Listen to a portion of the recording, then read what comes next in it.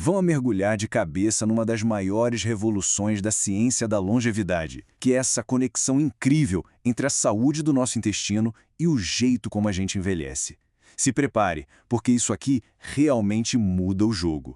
A grande questão que a ciência está explorando hoje é exatamente esta.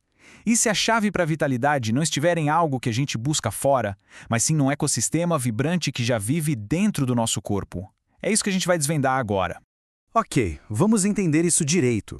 O protagonista da nossa história é um microbioma intestinal. Mas olha, vamos esquecer aquela ideia de um simples amontoado de bactérias. Pense nisso como um verdadeiro jardim interno, um ecossistema vivo que a gente pode e deve cultivar, e que, em troca, cuida da nossa saúde. Então, nesta primeira parte, vamos entender as raízes desse jardim, o que ele é de fato e por que ele é tão fundamental para a nossa saúde ao longo de toda a vida. Agora, um ponto crucial. Este jardim não é nem um pouco estático. Pelo contrário, ele é super dinâmico, passando por diferentes estações que o transformam radicalmente, desde o primeiro dia de vida até os anos dourados. E essa imagem aqui ilustra perfeitamente essa jornada. Cada fase da nossa vida, infância, puberdade, vida adulta e a velhice, tem uma composição de micróbios toda particular, uma verdadeira assinatura que vai refletindo as transformações do nosso corpo. Bom, nas primeiras estações, nosso jardim está sendo semeado. Na infância, as Bifidobacterium, que são especialistas em digerir o leite, reinam absolutas. Aí, com o desmame, o jardim floresce, ganha diversidade para lidar com novos alimentos. E a puberdade traz mais uma onda de mudanças, tudo isso impulsionado pelos hormônios, preparando o terreno para a maturidade. Chegando na vida adulta, nosso jardim atinge o seu auge. Ele se torna estável, incrivelmente diverso e tão único para cada pessoa quanto uma impressão digital. As famílias que dominam aqui, Firmicutes e Bacteroidetes, são as grandes maestras do nosso metabolismo e da nossa imunidade. Agora vamos avançar para um momento decisivo, porque é na velhice que o nosso jardim chega numa encruzilhada crítica. É aqui que a saúde do nosso microbioma pode definir se o envelhecimento vai ser um caminho de vitalidade ou de fragilidade. E o que a ciência nos mostra é fascinante. De um lado, tem um caminho do envelhecimento saudável, um jardim, sabe, exuberante, rico em espécies como bacteroides, nutrido por uma dieta cheia de fibras. Do outro lado, o caminho associado à fragilidade, um jardim empobrecido, com pouca diversidade e um domínio desequilibrado de outras espécies. E esse desequilíbrio pode disparar um ciclo vicioso bem perigoso. Como a gente vê aqui nesse esquema, um intestino desregulado aumenta a permeabilidade intestinal, e isso leva a uma inflamação crônica pelo corpo todo. Essa inflamação, por sua vez, contribui para a fragilidade muscular e até para a neuroinflamação, criando uma espiral que acelera o envelhecimento. Os cientistas batizaram esse fenômeno de inflammaging. Pense nele como um fogo lento e constante que vai desgastando o corpo com o tempo. E uma das suas principais fontes de combustível é justamente um microbioma intestinal desregulado.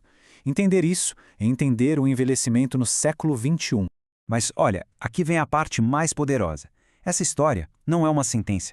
Nós temos o poder de atuar como jardineiros. Nesta sessão, vamos explorar as ferramentas que a ciência nos dá para cultivar ativamente um jardim interno próspero. E aqui está o nosso kit de ferramentas. Não se trata de uma pílula mágica, viu? Mas sim de um conjunto de estratégias comprovadas que juntas funcionam para criar um microbioma resiliente e saudável, desde a dieta e o exercício até novas tecnologias bem interessantes. A ferramenta número 1, a mais poderosa de todas, é o que a gente põe no prato. Dietas ricas em fibras, como a mediterrânea, são o melhor adubo que existe. As fibras alimentam seletivamente as bactérias boas, promovendo a diversidade e a saúde do ecossistema.